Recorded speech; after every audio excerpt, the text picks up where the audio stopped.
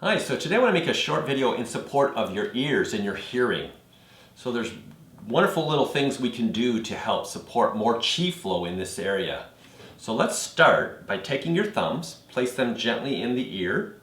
Take your index finger and place them at the back of the ear, like so, and you're going to slide the index finger forward. The thumb's going to stay stationary.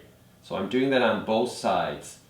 And as I just kind of do that, it's going to bend the top of the ear. And that's going to bring some more blood flow, more chi into the ear, to the external ear. And in Chinese medicine, you can represent the whole body on the ear. It's called ear reflexology. And this is just another way to also support the rest of your body as well. So just sliding from the back of the ear to the front. So I'm not going the other direction. Only from the back to the front. Back to the front. Back to the front. Good. One more time.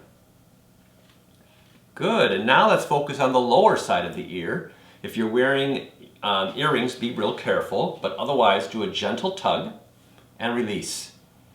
Let's just kind of open up the bottom part of the ear.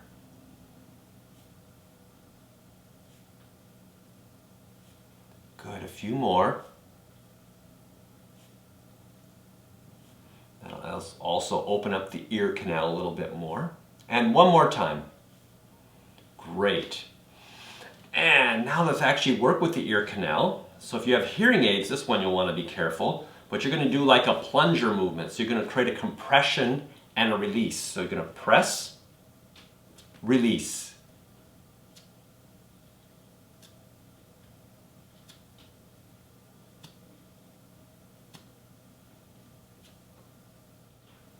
Couple more times.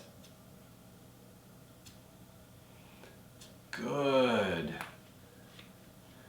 And just get a sense of how that helps your ears. Getting more blood flow, more energy flowing into this area.